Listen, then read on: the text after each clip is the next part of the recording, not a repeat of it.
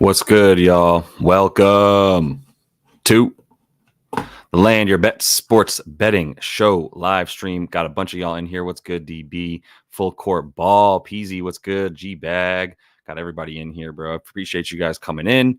Got a couple of bets that I do want to add to the early card. I see some of y'all talking about Josh Giddey as well. Not sure if we're talking about me, Josh, or Josh Giddey talking about getting this money, but we can look at some Giddey stuff for sure. I already played Giddey 14.5, thinking it would get up to at least 15.5. Pretty sure that's where it's at right now. We could take a look at Isaiah Hartenstein. Always down to take a look at Isaiah Hartenstein. I got a couple bets I want to look at too, so I'm going to put those on the card for up next so we can look at those together. Let me add Isaiah real quick. We'll talk about his rebounds. And let me get all these other things on here that I added to the up next card. A couple of things I know I'm going to play already for sure. There have been a number of injuries that have come up since that video I put out last night. Quick reminder to subscribe to that page so you can get in on those early picks because there were some value that we got there as a result of all that. So let me look at a couple of different things here. We got Paul George I want to look at against this Magic team because Paul George has been balling lately. So we'd be crazy if we didn't at least talk about how he's over in 9 of his last 10 with this number that we have for Paul George tonight. Denny Avdija, definitely looking at Denny Avdija with Richaun Holmes out. Y'all have been talking to me about Richaun Holmes, which I appreciate. And I did not bet him while he was in the midst of getting like every rebound in the game that the Wizards have been playing. But now I am going to be looking at that. I got Trace Jackson Davis in here. You guys might have seen that. The Jonathan Kuminga news that he is not playing in this game. So we're going to look at Trace Jefferson Davis, probably rebounds. I mean, against the Hornets, you can get whatever you want. So we could talk about points for TJD as well, but definitely looking at rebounds for our guy. And then a couple others that I had in here and that I want to look at, some Kobe White stuff for assists. I do need to know who's playing in that Minnesota and Denver game to be able to get into that stuff. But I am going to be trying to look at that towards the end of this live stream with y'all. If you guys have anything for that game, definitely want to pull up some of those bets. I've done my due diligence to look at the game if we get everybody playing. If we have Anthony Edwards playing, if we have Rudy Gobert playing, I think they're going to play. Jamal Murray, I genuinely don't know about. Dude is always a legit question mark, not just a question mark like the sort of everybody gets a question mark nowadays because you get fined if you don't have them on the queue, questionable on the report. And then you play a dude or you don't play a dude who wasn't questionable, then you get fined. So they just throw everybody on there nowadays. And then we kind of sort it out later is how the NBA teams are taking it. But this is, I do want to let everybody know who's not yet been subscribed to the page to do so. Definitely jump in the comments as well so you can give me some of the bets that you guys have. My favorite part about this live stream, bro, is that there's like people coming back who might not even come back for what I have to say. They come back for what each other has to say, which is fire. That like y'all have like found some people that are smart because there's hella smart people that keep coming in, people just as smart as I am. I'm gonna tell you that right now. I'm not ashamed to say it. There's some good bettors out there with some sharp action, and we keep taking a look at it together. So let me put a couple other things on here as people are throwing up some of the signs. What's good, Diego? Not some of the sides. Some of these bets we want to play. Nobody throwing up signs in this chat. TJ McConnell, the world's greatest backup point guard. I'll throw him on here just for a minute so we can look at him next to this Miles Turner stuff. What's good, DB? We got TJMC. That's all he's getting from me right now. We can look at his PA. I believe you're talking about points and assists for TJ. So I'll save that in here for TJ. And then look at a couple other things before we get going because I want to look at some stuff too. Ant-Man we got, so I'm gonna put him in here because everybody wants to talk about Ant-Man, of course. Let's see. Yeah, I see you, Free Sauce. You feel seen, right? When I'm talking about smart people in the chat, obviously. What's up, Louis Jordan? Yeah, for sure. Let's get some winners, bro. Agreed, 100%. See, this is what I'm talking about. NBA knows Free Sauce is a dude that's sharp. Both these dudes are making plays and looking at good content each and every day. And so we come in here and we just talk about it together, right? And I look at it on screen with you guys to see if I like it. And honestly, just because if I don't like it doesn't mean that other people in here aren't going to like it, right? The scrolling on the bottom right now is the early card. That should say early, not updated. The early stuff I have in here, I did play Josh Giddey. Hopefully, most of y'all saw the projections video that came out early last night, super late anyway, on the West Coast. And then you got a couple of things in there that I added. So the bets that I do have down there that you can see scrolling, I'll just quickly go over those for those of y'all that didn't see that other video. And I forgot to put Ant-Man in the up next stuff. So let me put Ant-Man in there and make some room for him. We got PG as well. Denny Avdija, I mean, I can almost tell you that's a bet for sure without our boy Richaun Holmes in. Richaun Holmes has been all over the place, bro. I've always kind of liked Richaun Holmes, but he doesn't get that as much respect around the league, probably because he's a turnstile on defense. I was going to look at Jalen Duren as well because he's playing the Wizards, and you always got to look at whoever is looking at the Wizard, playing against the Wizards in terms of getting rebounds and stuff like that. But here's some of the stuff I want to look at next. I will add a couple things as we get into what I already played as well. Let's see here real quick. Yeah, for sure. We got to look at that. That's just where I'll go is start with some of the stuff I looked at. I spent a lot of time on that one last night. Hopefully y'all stuck with me on the Phoenix game that I was looking at all over the place. But like, this is the first thing we started with is that injury report, right? SGA out. Some of this stuff, last 5 games. Look, the Suns have been nice, honestly. Like, it's crazy to me that the Suns haven't won more games as of late with the way that they've been playing. Like, pretty much all green, as you can see, in terms of offensive, defensive, pace, rebounding. Number 1 rebounding team, number 1 shooting team, number 1 team at limiting the other team's shooting. So they've been real nice with it. The place that they can get some if they decide is the free throw rate, because that Thunder team will foul you. They're going to play at a fast pace. Like, I'm pretty sure this Thunder team just looks at themselves without SGA and goes, well, we have no half court offense now. So let's keep that transition going because that's all that we can do against these teams. And they've gone wildly over in the 2 games that they played without SGA this season. If you look at some of the trends for this game real quick, like the under or the away stuff for the Suns has actually been really good. You see them 14-8 straight up when they're away favorites, 9-14, and that should say 8-14, excuse me, when they're against the spread on the road. So it's not like they're covering, but they're winning by 6.1 points per game. MOV means margin of victory. They're winning by 6 points per game in these situations. If you believe in that kind of that context here for this game, that's 4 points over the total there that we get a little bit of value the way that it's at 2.5. So for the Thunder, when they've been home dogs, it's only happened 5 times because they're finally getting the respect they deserve, as opposed to when they've been home dogs the last like 3 seasons. This Thunder team is just a complete different team. Like, they win out when they've been home dogs in the past. This year, they got the respect. They're playing with that chip on their shoulder. I took Phoenix -2.5 in this one. And the stuff without SGA real quick, it's only 2 games, but this was in the graphic from the other video as well that I put out. And I think this does matter. I know it's only 2 games, but if you look at Josh Giddey's attempts, I mean, 17 attempts a game in those last 2. So 18 and 16 in those 2 games that he's played recently without him. One against the Dubs, one against this Rockets squad, who's my new favorite team in the NBA after a really nice win for them too the other night. Against this Thunder team, by the way, that was still a game that went into double overtime. So we got a few more points, but Giddey's taking all those shots, right? The 24.5 points is impressive. And it does get you cleanly over the 15.5 point prop he's got now. So I'm good with that. J-Dub gets those potential assists. We can look at that a little bit deeper, but yeah, I mean, for J-Dub, it's about the assists and playing point guard without without SGA. Josh Giddey, who you'd think play a little bit more point guard, has been scoring, and he's had some good matchups as he's like been playing against dudes that he's much taller than, and that helps him out. He's getting matched up with dudes like Moses Moody in that other game against the Dubs, so that wasn't helpful. That was helpful for his points. But I think either way, he's a good look here. So I already got Giddey in there. I got J-Dub in there as well. If it gets a 6.5 for J-Dub, that's kind of where I close the book. Like, I would take it for good money, for good plus odds, but that's about it. I also looked at this this Clippers game against the Magic. And I mean, look, the Magic don't deserve to be 1.5 point dogs to this Clipper squad straight up. That's really just what it comes down to for me, is that the look for this Magic team is going to be, can they get to the bucket?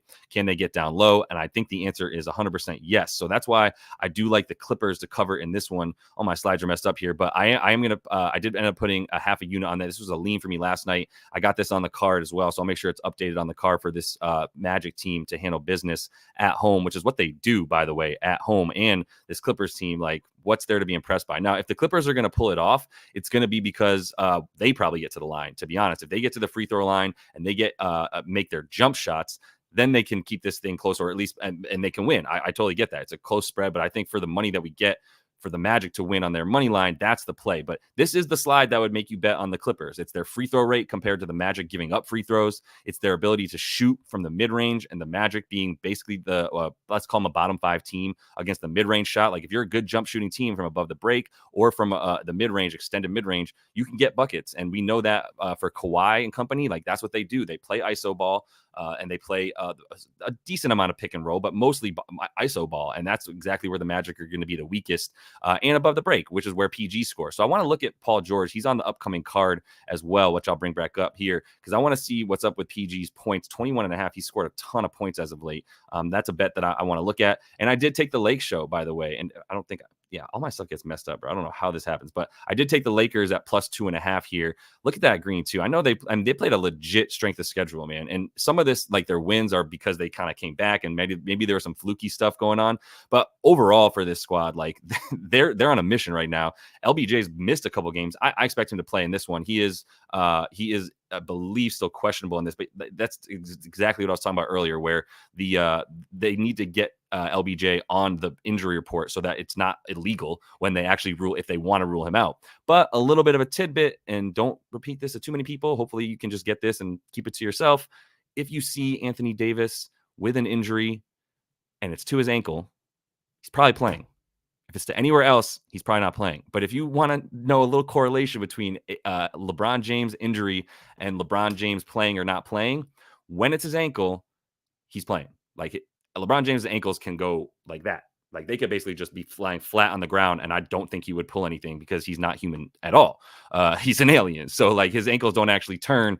Just a little bit of insight from somebody smarter than me that pointed that out to me, and I totally agree with it after I looked a little bit more deeply into it. So I am rocking with this Lakers team to cover against the Pacers, who've looked good, but 2.5 points dogs there for the Lake show. Like I'll take them there. They are live on the money line if you want to get that one in there as well. And the only thing that I looked at earlier is like, what's up with this Minnesota team? What's up with this Nuggets team? I need to know if Jamal Murray's playing just as much as anything, and that would help me with my props. And obviously, if Rudy and Ant are not playing, I don't think this one stays very close, but I do think those dudes play. So I'm gonna get those. I'm gonna keep that on the back burner for now. If something happens while we're I'm babbling about other stuff, let me know so that we can get that info and then look at some of these bets based on who is or who is not playing in that game. Let me get into what I want to look at here to kick things off. So there's a couple guys that I already have on there, and I added some of y'all's plays to the stream here on that. But let me get back in there. I know we're going to talk about Duren. Did I put him on there? Yeah, good. Duren's on there. I don't have Ant-Man on there real quick. Let me add him because I know that's a dude we want to talk about, and I think he's playing, right? Like we all. There's no reason Ant-Man wouldn't play. So I'll just look at everything for Ant-Man. Dude is an absolute psychopath this year, killing it. So, all right, let me pull up my screen like I was saying and keep interrupting myself, and we'll get into some of the bets that we still need to make over here, bro. All right. These are my notes that I are already pulling up right here. Let me get off of this overlay right quick. And let me get some music going too. But you can see that the couple of things I just want to look. Paul George. Get into that. That's music now. PG. It's not even the first one I want to look at. I really just want to show you why I love Denny Avdija today. But we can go from there. I started looking. My first thought was like I was looking at props.cash, and I'll pull that back up. And I was looking at I got all my stuff over here. I was looking at Marvin Bagley was the first thing, and Jalen Duren, right? So we're gonna go real quick. I cannot believe this, but I'm starting in this Detroit-Washington game. Feel free. I think I probably just lost like 20 people from the stream because I just clicked on this Detroit-Washington game, and you are well within your right to dip once you see some psychopath trying to talk about this game. But there's value for player props, so we got to rock with it. And to be honest, I do think Washington is likely to pull out this game. Ton of dudes on the injury report, though. We should at least pull that up as well, and that's where we kind of start with this one, is like who's actually playing. Cade, it seems legit questionable. I don't want to tell you I expect him or not expect him. Same with Jaden Ivey. Like I really don't know for this squad, and if that's the case, then like I can't even really take rebounds for Jalen Duren.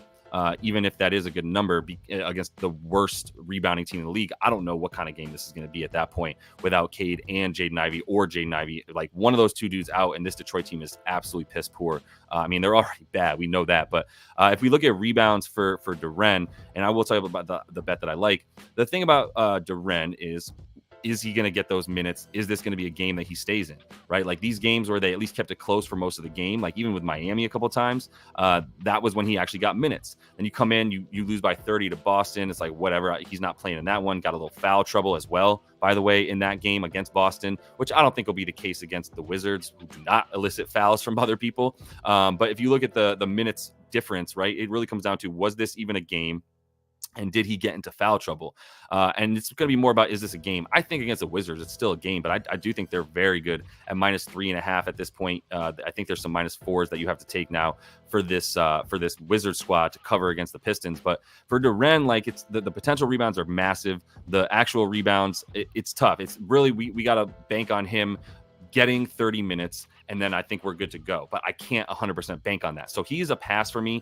I will show you real quick for him in the last 10. If you look at his rebounding numbers, if you don't know yet, NBA Advanced Stats, all these links to these sites that I'm using are in the description of the video. So make sure you check that out if you're wondering about any of these sites, because they're all in there, and a little blurb that I just gave you and next to them about how to use each of these tools and why I'm using them or how I'm using them, right? So for player tracking, I want to look at rebounds, and I want to filter this for just Detroit. And that way I can see Jalen Duren on just Detroit. And this is the last 10 games, which I did not do yet. So all season segments, let's do the last 10 games, just an arbitrary number, 10, whatever. 20 of them though, right? 20 on 13. So that's right at where he's at. I give him another extra rebound because of the fact that he's playing against the Wizards. And that's part of this math is like, let's see what he's been doing. Let's project how many minutes he's actually going to play and how many minutes and how many rebound chances does that usually equate to if he plays that many minutes, right? I mean, if I bump this up, let's see real quick. If I bump this up to the minutes right here, and this is a really helpful tool because if you can kind of get rid of all the games that don't matter, like the outlier games. So let's say 28 minutes is a good average for him. What does he do in 28 minutes, right? Still not going to be at a very high percentage, right? That's a part of the projection is like, okay, well, how many minutes do we think he's going to get? How many boards has he been getting if he gets that amount of minutes tonight? So we put it at 28, and then we want to look at that. Okay, so 4 for 10 over his last 10 on the season when he plays 28 minutes at least. He's 19 for 39, so at about a 50% clip that he's hitting it. I'll give him one more board. Like I said, you can see here he's boarding up against this team because they are terrible at limiting rebounds. They cannot do it. They give up the most rebounds to centers in the league, I believe still. If you look at Fantasy Pros, this is a really good one for looking at defense versus position. You look at the centers, and they're going to get boards all day, every day against this Washington Wizards squad. So that makes sense. Like I said, I give him another board on top of that for how bad and how good the matchup is for him. But I don't, giving him 14 boards when he needs to get 13 is still a really close number for me. It's not quite enough value to get that. Using that same logic, let me move over to Denny Avdija and just let y'all know that I passed here on this one for Jalen Duren.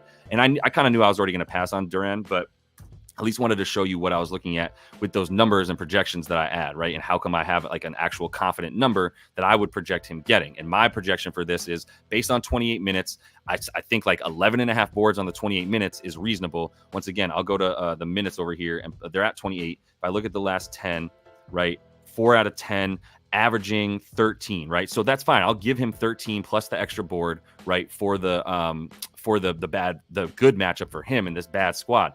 All that math equates to him getting 14 rebounds is my projection. I need at least 2, preferably 3, as far as a gap between what I think this projection is and what his number is at to give me a really solid bet. So I want to really try to stick to that with y'all a bit more, because sometimes I have a tendency to get excited when people are like, bet on this. And I'm like, hell yeah, let's bet on this. And then I'm like, wait, no, make a number, play a number. That's the name of the game. Make a number, play a number. Like going in here and being like, this seems like a lot. He's done this lately. That's not gambling. That's not capping. That's not sports capping. That's capping. I had to say it. That's capping. It's not sports capping. And so like if you want to actually use numbers here, make a number for yourself, play that number. Everybody has their own ways of making numbers. For Denny Avdija, a couple things to take into consideration here. Our boy Rishan is not playing anymore. I think he was probably doing too well, to be honest. They were like, whoa. Rishan's actually getting boards. We've won 3 games in a row. Is that still the case? Am I like every morning I wake up and I'm like, did the Wizards really win last night?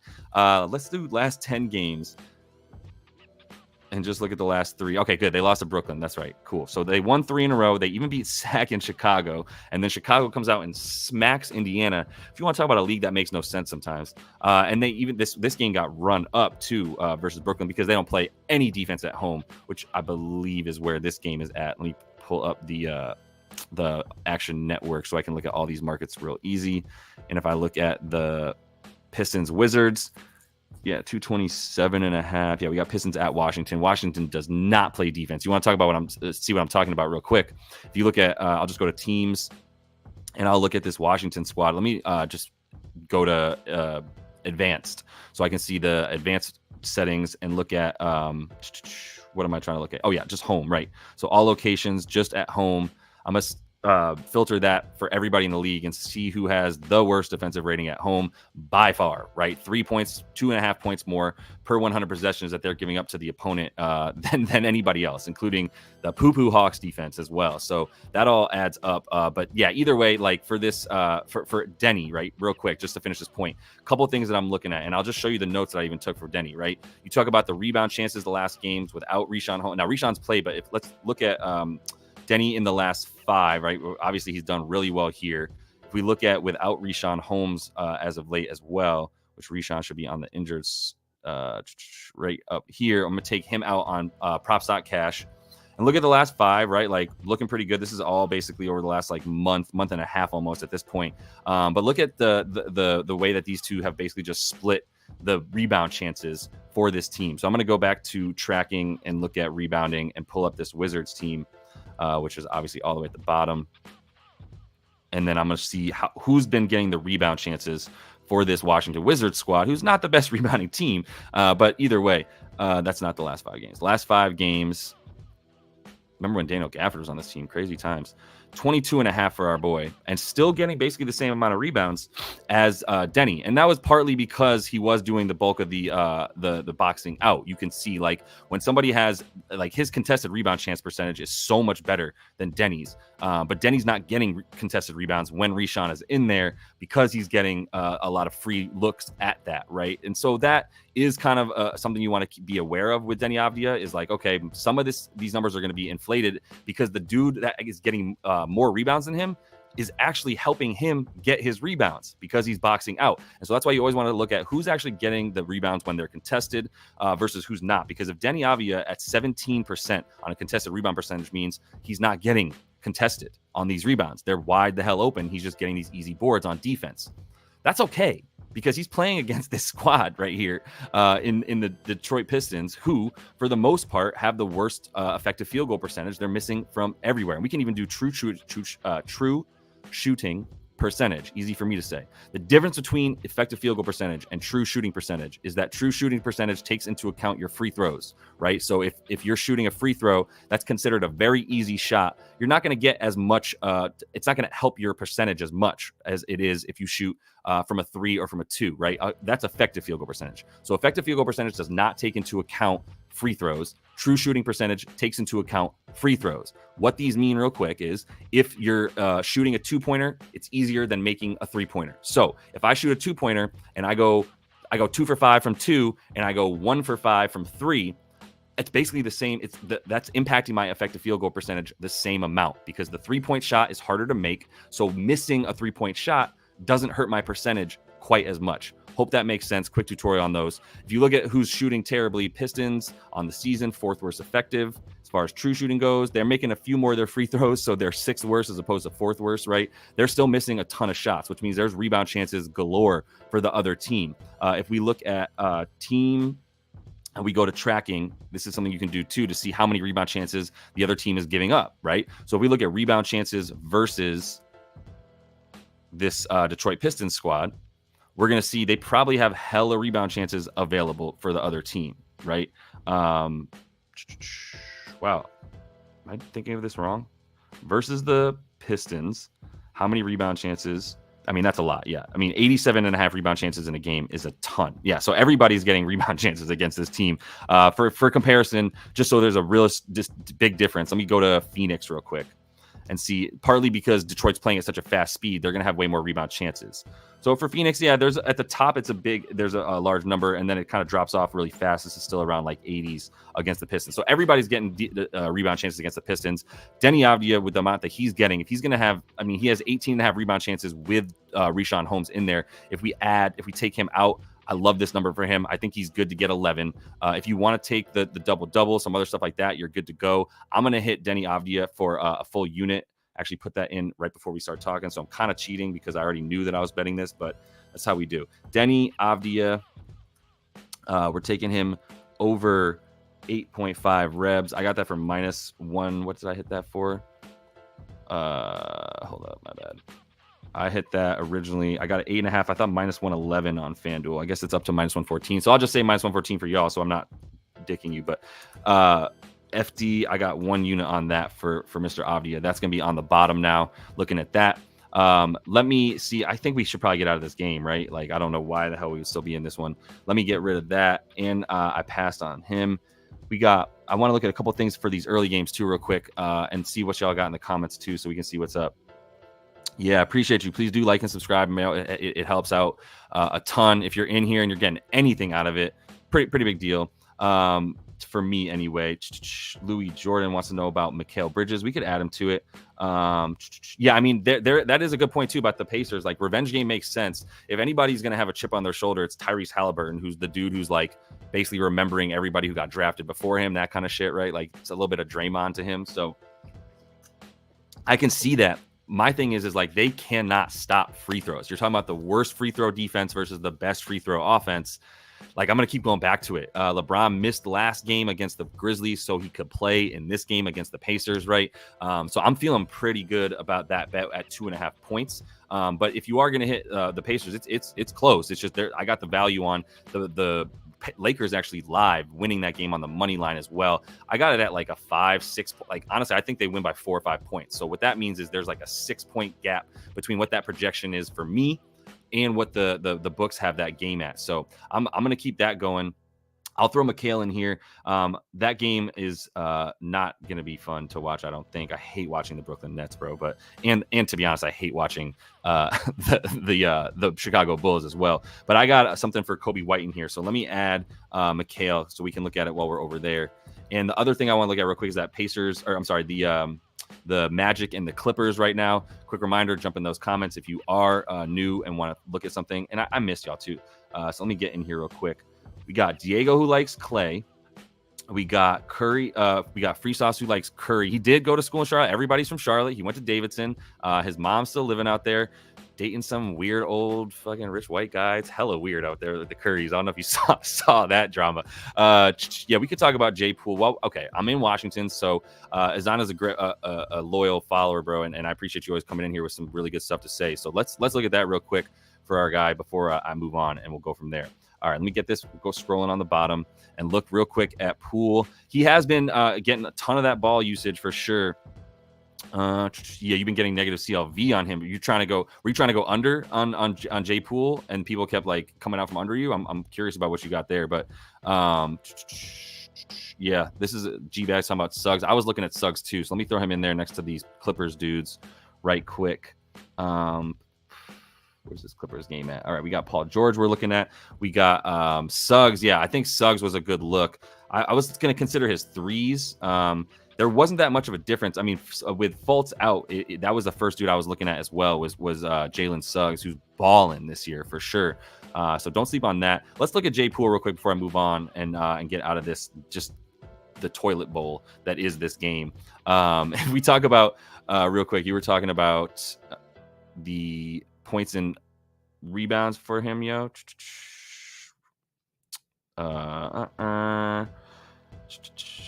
Yep, we got Josh Giddey for sure. I'll put some of that stuff on there. Good look, Daryl Bethel, man. I'll look at some of the stuff that you look at there. Yeah, I mean, do we want to look at that Hornets game at all? That was the last one, was TJD. So let me come back in here in a minute. I'll look at I'll get back to you. I promise. All right, let's get into it so I don't waste any time. We will for Jay Poole, the only thing I would consider against this Detroit team, what does Detroit give up to point guards real quick? I mean, everything, right? This team is terrible. Do we consider Jay Poole point guard? I don't know if I have enough to go on. Cade's probably, it's also is Cade playing? I got to move on from that game. I'm be honest with you, I don't have a strong take on Jordan Poole. I didn't even have a look at him earlier. These last three have been nasty. He went off against Brooklyn. What did he score against Brooklyn? 20 and a half. He had 38 points in this Brooklyn game. That scares me though. What did he shoot in that game? Real quick, he played 44 and a half minutes in that wildly high scoring game, 122-119. Took 24 shots. That is where you look as well. If we were looking at points for point guards against Detroit, they are going to, I mean, everybody's going to get points against them. Let me look at him on courtside pal real quick. I'm definitely not saying this is a bad bet. I'm saying beware of these things, which are, he just had a really good game. He's playing another duty squad. That helps. Like, there's not really an uptick in talent. But yeah, the recently done it and him just being a dude that's like, cool, I got this every time. Yeah, I mean, he's going to be a good scorer against the squad. I would lean on the points. Let me look at the potential assists for our boy real quick and just see if those have been anything that stand out as well. 5.5 assists on the 9 he's been averaging, but these last 3 he's been balling, like you said. So if he keeps that up, I mean, 11 assists, 11 potentials to get 8, that's high, right? That scares you. But over here was anomaly too. So I think some of these numbers are a bit skewed. 12 assists on 13 potential assists is not a lot. I do not love that. And for rebounding, like I think, like I said, Avdija, even Bagley, I was scared to go under for Bagley because of the fact that we don't have Richaun in there. He's only at like 8 potential rebounds per game, bro, like Marvin Bagley. But that's with our guy Richaun Holmes in there. So it's once again, that number is not far away enough for me to like it. I got to pass on Jay Poole other than the points. That's where I would lean. If you want anything for Jordan Poole, I know 20.5 is high. And I know he didn't even get that against Toronto. Did he shoot poorly against Toronto? And our boy Kelly O. I'm going to make some t-shirts for us for real that say fade Kelly O, because I think we all are on board with that. He took 14 shots against that team, 20 and 24 in the last 2 games. Chicago, good D against point guards, yet they couldn't really limit him at all. So I do think that his points is still a good bet here. I don't have anything further than that as far as the like getting into the like play types and stuff like that. So let's move on from this one. Let me take a quick look at Charlotte. My first thing with Charlotte, look, if you want to take Steph Curry blindly based on the fact that he's from Charlotte and he's got family there, I get it. Sometimes that stuff's fun, but like there's no reason that he should be in this game after the third quarter, to be honest with you. So that's why I stay away from anything with the stars. And by stars, I mean star that are playing in this game. I don't think we could name 2 stars in the Charlotte versus Golden State game. Sorry, Clay. Sorry, Dre. Kuminga's not even playing in this game. So that's the only place that I try to find value real quick is with the fact that Kuminga's out and we got these Trace Jackson Davis props. And guess what? The books are ahead of us, bro. Like they're smart. They've gotten good at player props. I've said it a bunch of times on the show already. If you can get, this is probably wrong. We know BetMGM has been pulling through incorrectly to props.cash for a bit now. But if you can get Trace Jackson Davis, we got to look at his rebounds. And that's even gone, right? Now, points bet is at, okay, see, this has got to be wrong for BetMGM. Plus 115 for over 8.5 is such a big disparity between those 2 books. Like, there's no way that that's right. So I can't be talking about that. But for Trace Jackson Davis, I do really, really want to hit these boards because I do think he's going to be in there for a ton of time. We look at him without Kuminga. I think it's only been 2 games. But in the second one, right, which was the other day against Orlando, 33.5 minutes in that one. And then he ended up getting the 14 boards that we see right here. Where you at? The 14 rebounds right there without JK on the season, gone over twice with these rebounds against a good rebounding team in New Orleans and a good rebounding team in Orlando with a slightly slower, grosser game. This is going to be a gross game. So I'm definitely taking him over 8.5. There's no way that BetMGM is giving us that for the right one, right? Like that's insanity. I don't even use this book ever, but like I can probably get to it. Looking at that real quick, if that's the case, then I would for sure hit that. But like, I got to imagine this is once again incorrect, and they need to get it together. At props.cash, to be honest, to pull this through better. Yeah, it's minus 135 on MGM, which is what it is on DraftKings. So that is, there's no value there. I do think this is a ladder play either way, though. If we look at the rebounds and the best we can get, if you want to play 10 plus for him on DraftKings, I believe that still gets you plus 115. So that's what I would do, basically. I would be throwing, let's split the unit for our boy, and let's go 1 unit for TJD on the rebounds, and then the other one. But I mean, even just like the rebound chances real quick, let me just pull those up for you. So against Orlando, where he was playing, that was the Draymond got ejected game. Right. And then Steph started crying. I'm not sure if y'all saw that. That was one of the wildest things I've seen in NBA ever in my time on this earth watching this sport is Draymond gets ejected in 4 minutes. Steph starts crying. He's so upset. He can't even help himself. He's like, I mean, it's got to be sad to watch your career just blow past you because the dude on your team you rely on the most is a complete maniac. And don't give me this, he's passionate shit. Like, he's a 14-year-old is what it is. Like, I remember when I was in high school, that's how I reacted on the basketball court, was like, man, he didn't give me the call. And now I'm going to yell at him until I get thrown out of the game and like think that that's cool. Bro, pull it together, Data. It's terrible. I guess therapy didn't really work out. But let's look at real quick, get off my high horse, talking about what Draymond Green should and shouldn't do, as the man makes like $30 million a year. Golden State, let's look at that one game, which was on the 27th for that squad. And that way we get the exact rebound chances for our boy, which is all I need to do from the 37th. So since that game, he had 19 rebound chances, got 14 of them. I know Draymond wasn't in there. Looney came in with 12. So and he played 15 minutes, which still wasn't even that much. Draymond had 4 rebound chances in his 4 minutes on the floor and pulled down 3 of them. So, we want to be a little bit tempered here. We don't want to just go crazy and say, okay, well, dude's out. But we are getting this against the worst rebounding team. So once again, against centers, I'm going to give him another couple boards against another terrible rebounding team that gives up the second most to centers. They've been doing that all season. This is not like a blasphemous number. This is an accurate number. So I got to go back with TJD. I think the 10 boards are probably good. They're missing shots still too. We know that for them. So yeah, I'm good with that for Trace Jackson Davis to add him to the card real quick. So I'm gonna get him on the bottom line and let y'all know that I did hit him. I'm gonna split that unit with him, like I was saying. So I'll show you what I'm talking about in case you're not positive. But for TJD, he's on the card here. So I'm gonna add him and put in 0.7 units. So for TJD, we're gonna put over 8.5 rebounds, which gets us minus 135 is the best number on DK. We'll put 0.7 units on that. And then we're going to split that with, so we're going to put 0.3 units now on him to get the 10 plus boards. If you want to take 12 plus, I don't hate it. But Draymond being in and I don't know, maybe well behaved. Like, does anybody think Draymond's going to behave? No. So is it likely that he could get kicked out in the first few minutes of this game? Absolutely. If anything, he should get kicked out in this one. They're playing the Hornets, not the Magic. Dumbass. All right, plus 115 on DK as well. Put 0.3 units on that. All right. I cannot reasonably or responsibly suggest that anybody bet on Steph Curry at 26.5 points. I really want to. I want to take Steph to the moon and take him to get 30 and 35 and whatever. But I can't do it. I just can't do it. The last time these two teams played, let's look at Hornets versus Warriors. They played, come on, man, this season. Hornets versus Warriors, they played that one time, really low scoring game. Hornets don't want to play fast at all. They want to keep it choppy. The Warriors on the road, they want to keep it choppy. If you're going to bet on anything in this game, bet on rebounds because there's going to be missed shots, and maybe bet on a few backups for the Dubs as well. I'm not saying they blow the doors off this team, but I do think that the way the rotation works for our guy Steve Kerr, and not my guy, I'm not a fan of his coaching, but for Steve Kerr, the way that his rotation works, he does look for these moments in time to get guys like a Brandon Podziemski or Brandon Pajemski some run, right? If you look at the minutes in the games that he's gotten, there's definitely a correlation between playing doo-doo teams and him getting more minutes.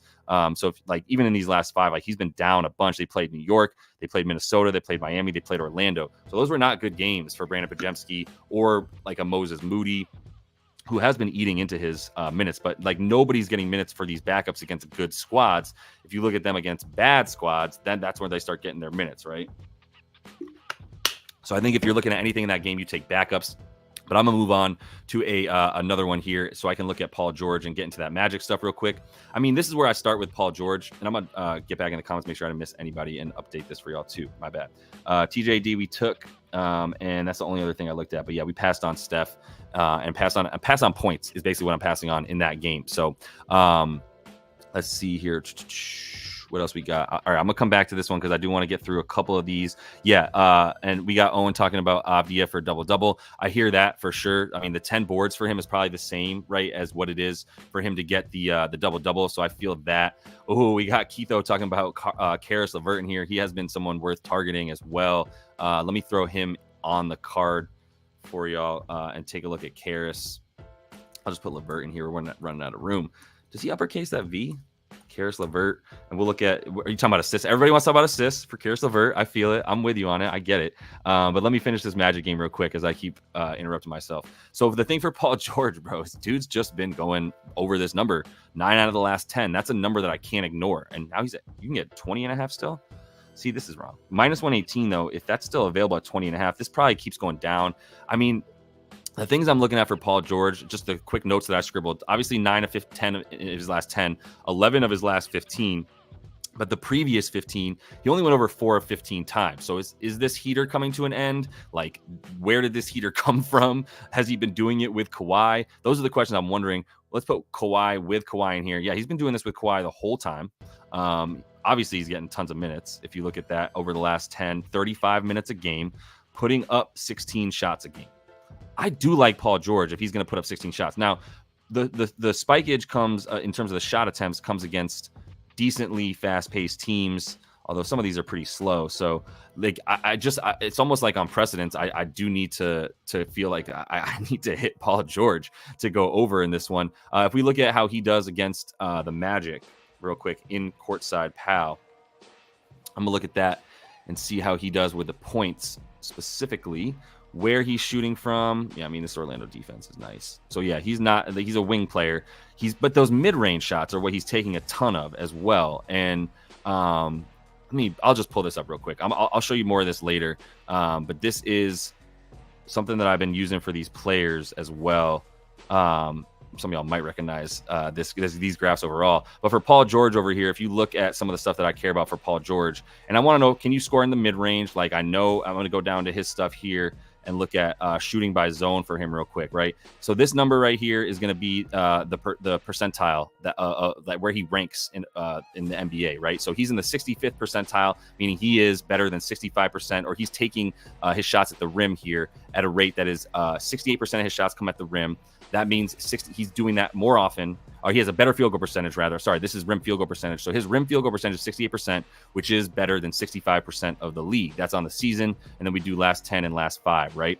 If we look at where he's shooting in the mid-range, he's in the 95th percentile in terms of the frequency, right? So how often he's shooting from here on the season, he stays at about the 95th percentile, and he's shooting at 23% of his shots from there, right? With a pretty good mid-range field goal percentage. Could be better, but that's a lot of his shots coming from there. The bulk of them coming from the mid-range and from, you can see as well from above the break threes as well, right? That 40% of his shots that are coming from there. That's pretty interesting, right? So if you want to look at team defense real quick, and we go back to play type, or I'm sorry, let's do opponent shooting for this Magic squad so we can see where they're weakest. And I feel like we all probably have a pretty good understanding of where they're the worst, right? And that's going to be over here, I believe. Yeah, they're giving up a bunch of makes from the mid-range. That's going to be much worse for them. Still going to be bottom 10 in terms of allowing shots made, shots attempted, field goal percentage. If you look at in the paint non-restricted area, which is just inside of that mid-range,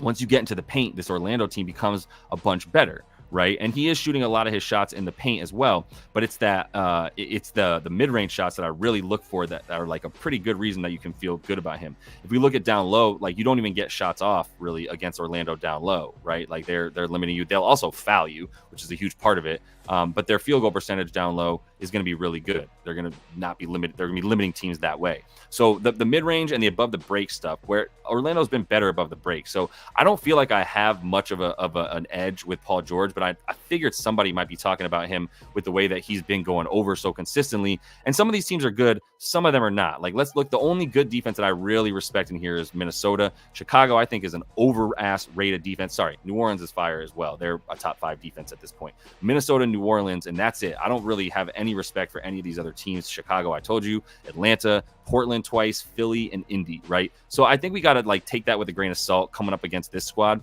We did see him go for a good amount against Orlando. Did Kawhi play in that game, though? Pull up Kawhi real quick. Kawhi did play in that game. Okay, so he still had a really good game in that one last time against them, shooting 17 times. I mean, if he shoots 17 times, I do like him to get 21 points, to be honest. But is he going to shoot that often in a game that's not going to have as much pace to it as you would expect? I don't know. I don't have enough of it to give me a bet necessarily. I really want to take him, to be honest with you. So it's tough for me to pass on Paul George. Let me think about it and come back. Real quick with Jalen Suggs, just be careful. I did not get a bet on him. I looked at him briefly, and I will just show him up to you real quick. If you look at Jay Suggs, let's put him in here against the he doesn't spell his with a Y. Let's put bro, how crazy is it how many Jalen's there are? Is this really a Jalen Rose type of like just phenomenon that Jalen Rose was on the Fab Five in the early 90s. And so all these people started making babies and naming them Jalen. Like, that's crazy to me. But at least Jalen Rose, he takes credit for it. So if you look at the points for him against this Clippers squad, I mean, Clippers have been at least a good defensive team, not as of late, to be honest. And they are giving up the 12th most points to his shooting profile. His scoring profile, they're much better against, 21st here in terms of limiting that. If we look at threes, I want to look at that real quick. Like shooting guard, if we just look at points for shooting guards against this Clippers squad, actually give up a decent amount. This is on the season. I mean, they're in the bottom part of the league there. What about the threes? Yeah, and a decent amount of them threes as well that they're giving up to dude. Let's look a little bit closer. He's playing without Markelle Fultz, so let me just put that in here real quick. That's kind of where we start with this. Has not hit this very often without Markelle Fultz. I will say that. You look at the games that he's played without Markelle. Yeah, it's still not like jumping out to me. If we just do it this simply real quick, Jalen Suggs with and without Markelle Fultz. Oh, come on, bro. This season, you know Markel's been missing games. It doesn't jump up very much, right? He gets more boards with him, like a little bit more assists, but his job out there is defense. So there's not enough of a correlation for me to just go, okay, he's going to get this. I don't think it's going to be that high scoring of a game. That's another reason that I'm kind of out on the points for Paul George, even though I might come back to it, just because I can't. Yeah, appreciate you, Tim. Just announced Bro and AD will play. Yeah, I'm telling you, Bron, obviously. Yeah, for sure. So, I mean, I figured they would. And all that really does for me is like, maybe you want to look at some LeBron assists. We can look at that game real quick as well. I just want to make sure I miss anything else here. No doubt. I got you, Yoshu. Appreciate it. James is talking about Wendell Carter over boards. My God, that's terrifying to me, James. That's terrifying. Let me look at it real quick, though, because you brought it up, and that's what we do on the show. So I can't just like not look at stuff because I think it's scary. Can I? Let me look at Wendell Carter. I was thinking James Harden as well. I'll tell you why in a sec. If we look at rebounds for Wendell Carter against this Clippers squad, he has done well. I mean, he got the 8 boards. He only needs 7. They really do not have respect for this man's rebounding, because I also don't, to be honest with you. Let's look at his potentials real quick. Rebounding, and we'll look at the Orlando Magic right quick, because he's been going under. It's fluctuated a lot, so I would need to find a pretty good edge to feel good about him. Let's look at the last 10 to start with him for for Wendell. So he is leading the team in rebound chances. He's at 12.7 for 8.2 boards. Not terrible. Let's dumb it down to the last 5 real quick. Let's see what's up. See, that goes back down to 10.8. Who's he been playing real quick? Let's look at last 5 games for I keep calling him Markelle. For Wendell. Yeah, look at these minutes, bro. It's so terrifying how little this man plays. Is he getting fouls? Like, what are you doing? Wendell Carter Jr. let's just go last 10 games. What's his personal fouls at each game? He's not even fouling. They don't play him. Like, why? Do they not think he's valuable? How is he getting 19 minutes in this game? He's versatile. Like, he couldn't bang with TJD. Like, it just seems like he's just so soft at times. I had so much.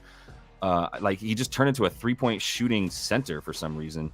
I just don't get why his minutes would be down for these games like this. Honestly, so it's tough for me. Like, he should be in there getting boards. Is Goga Batadze getting like minutes over this dude? I just look at it real quick. I want to see who is getting those minutes over him. I'm going to go to their team page and go to players and just do the last 5 games and see who's been getting the minutes for this team. Paolo, Franz, Jalen, Cole Anthony comes in. So 1, 2, 3, 4. This should be their closing lineup. It doesn't make any sense that they wouldn't have him in there for more minutes. The 23 is just mind-boggling. I guess they get Mo in there, and Joe Ingles has been getting 16 minutes. So that's kind of where his minutes come from, and that's why it scares me. Like, the 10 rebound chances to get 7 for him. If you look at his contested rebound percentage, 26.5 is not good for a center, right? Like, that's why these dudes come in, is because they can't get boards and then they go with him. Zubac's probably going to eat him alive if he gets too many minutes, to be honest. That's probably what they're worried about, and that's also why probably he's had some success against them in his career. If anything, we're talking about going with Ivica Zubac at this point over Wendell Carter Jr., to be honest with you, James. That's kind of where I sit if we now you got me intrigued by that. I love when that happens though. I love when we're like on a bet and I'm like, here's why I don't like this bet. I don't like this bet because the dude he's playing against is a much better rebounder than him. And so 13.5 rebound shit. But look at it. This is what a center should at least be at, is close to 50% of your contested rebounds you're getting. You're actually getting the rebound, right? And with Wendell, I can't trust that. With Zoo, why can't I trust that? 13.5 to get, that's because it's to get 9. That's not a lot. And the minutes for Zoo as well. He played average 29, but there was a big spike there in 2022. Who knows who was playing for this squad on the Clippers in 2022, right? Like, they've been more reliable this year with their minutes and their rotations, but not years past. Not in 2022, they were not. That was the year of like, that was the year, I think that's why we started this. Y'all gotta play 65 games. It's basically the Kawhi Leonard rule or the PG rules, like and the Joel Embiid rule. You got to play 65 games in order to be eligible to win awards and whatnot, right? Anyway, back off my high horse. This is a little bit too far for me as well. Even in these rebound chances, like against Orlando last time, 10-31. That's the beginning of the season. I don't want to put too much stock in what happened at the very beginning of the season, to be honest with you. And in this one, 328. Let me do this with Kawhi Leonard, for instance, who's probably their second best rebounder. Okay, so Kawhi played in some of these games against the Magic, including earlier this season. There's nobody. What's his minutes been at for Zoo? Right quick, if we go down to his minutes, he's at 26 in the last 10, even in the last 5 where they had some blowout wins, not against Philly even, but 27.5 against a bad Philly team. Like, it's not enough for me there for Zubac either. I got to pass on both them dudes and kind of keep it moving, to be honest, because there's nothing else in that game. Because I don't like points in this game, right? Like, what do we have this total at right now for this game? Is at 212.5. That's just not points. If anything, it's rebounds that you feel good about. Kawhi would be somebody to consider. I want to show you 2 quick things because this is kind of where I start. And I'm going to start showing y'all some of this as I flesh this out and make it a little bit prettier. But hold up. I have a let me pull. I have cheat sheets, and those cheat sheets I think are the most valuable because of the fact that they allow you to see play type, team defense versus play type, and that kind of stuff. And so those are the things that I keep looking at. Is like, this is a good starting point, but let me just show y'all what I mean instead of showing you the cheat sheet. What I mean is going to the teams and looking at play type and seeing how badly they play against certain plays, right? And we know, first of all, for teams, you know that this Clippers team is an ISO more than anybody. Like, they play your turn, my turn more than anybody in the league. They score more than anybody in the league. They're more efficient than anybody in the league. They have the best one-on-one players. They got James Harden, they got Paul George, and they got Kawhi Leonard, right? So that's why they're going to keep being the team that goes at you with that. Kawhi is in the ISO more than anybody else on his team. If we look at defense, Orlando is in the bottom 10 in terms of points per possession that they allow on the... Did I make this up? I thought they were bottom 10 versus ISO ball. Defensive. They are. I did that the wrong way. My bad. So where'd they go? Yeah, right here. I'm tripping. Third most points per possession that they allow on ISO. It's not that frequent, but it's still a lot of points because of how bad they are at defending it. So if you do it more often, they're going to give up more points. They're not giving up fewer points than these other teams because they're good at defending it. We just established they're the third worst team efficiency-wise at defending the ISO. We know that Kawhi is doing that as much as anybody on his team and almost as much as anybody in the NBA. If we just go to players and go to play type real quick, we're going to see on offense, as far as possessions per game, Kawhi is going to be, and Harden actually does a little bit more than him. My bad. So that's the other reason I was kind of considering Harden points. They're hella down because our boy's not shooting. So that's something to keep in mind and be a little bit aware of and not like just go crazy, because this looks way low. Like, James, if I told you 2 years ago James Harden's points prop was 14.5 points, even last year, if I told you that, you'd be like, where do I sign? What do I need to sign to bet on that? Nowadays, this dude's kind of a shell. Plus, I love that the free throw attempts and the cracking down on refs calling bullshit fouls has led to James Harden not being good anymore in the NBA. 15 field goal attempts. If he took 15 field goal attempts to get 15 points, you'd feel pretty good about it, wouldn't you? I don't know if he's going to get 15 field goal attempts. He did do this against Philly. We all know he was going to get points against Philly. That's tough. Yeah, it's tough for me too. It's like, for me, the Harden points is probably where I would start. I'd probably go PG before Kawhi because it's a little high for Kawhi, even though he's taking a ton of shots. But yeah, 24 points in a game. like, yeah, 24 points in a game that has a 212 total doesn't add up to me. So I would be leaning unders on these dudes before I'd go over. I'm out on that. So I'm not going to be messing with him. Yo, that's true, bro. In terms of Jalen Green going crazy right now. He's baby OTW, bro. See you, Adriana, talking about Jokic. Yeah, like honestly, is Rudy gonna play? Because I kind of like the triple double if he is playing. Like he's gonna just kind of put him to death and to put him to sleep. Let me move on from this game because I've been on this a bit long. I do want to look at Hart real quick, Isaiah Hartenstein, because I know that Free Sauce is on that. And dude's been getting points, right? Now we still get a little bit of a premium here. 8.5 is better. We saw it at 9.5 the other day, right? When we passed on Hart. But I got him in here and I need to talk about him for a second. So rebounds are at 8.5 points and they're playing the Spurs. So are we going to be dealing with a blowout? Spurs last 10 games. I want to see if they've been keeping things close right quick. 7 points here to Utah, who's terrible. We know they beat the Suns and they got smacked by them the game before. Not going real low in these totals, but staying close to bad teams, good teams, beating a bad team. 11 points to the Nuggets isn't bad. What's that spread at right now? Is it 11, 12? Or I guess we're in San Antonio. Okay, so we're at 9.5. So yeah, it would be 11 or 12 if it was at the Garden, but it's 9.5 because it's in San Antonio. San Antonio hasn't stopped a center from scoring. I don't believe since Bush was president is the last time they did not allow a center to get like 25 points. So that kind of makes sense. Let's look at that if I'm talking out of my ass real quick. Centers points versus SAS as of late. Well, Walker Kessler doesn't count, and neither does Nurkic. Talk about a dude I do not have respect for as well. 6 points twice against them. Drew Eubanks was doing better. Bull, I guess we're considering a center. Gaffer got his. Derek Lively got his. Claxton got his. These are all dudes I compare to Hartenstein, to be honest with you. Day'Ron Sharp got minutes in that game and got his. Yeah, and then Joker obviously got his against his team, which was always going to happen. I do like that. The thing with Hart is, real quick, let me look at his volume. Only played 18 in that Toronto blowout. I would say he's about 20. He's still at about 25 minutes, right? That's what we expect from him in the games that they're going to need him. I don't know that they need him. I would say that they can use him for sure. So, I mean, real quick, I'll just show you what I mean. Centers points on the season. San Antonio is going to give up the second most, just behind the Zards here.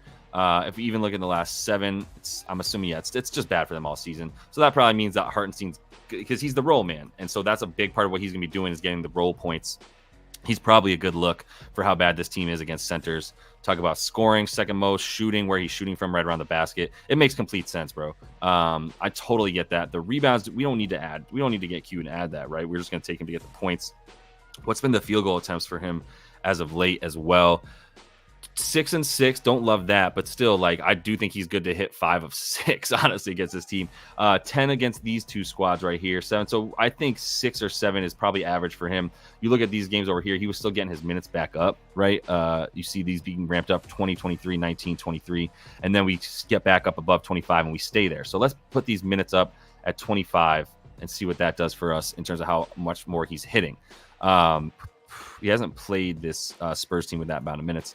But yeah, I mean, even in these 25 minutes right here, we're looking at 25, 26, 25 against Brooklyn, Denver, Golden State, those last 3 where he's at least gotten those 25 minutes. I think that's a good look. I think we're getting good juice on it at minus 105 here on FanDuel if you can still get that. So let me add Hart, who's been on, I think he's been the dude on the next up card the longest. I'm going to hit him on the points. Good look by y'all. Appreciate that one. I'm going to put that for over. I'm going to just put green check right here.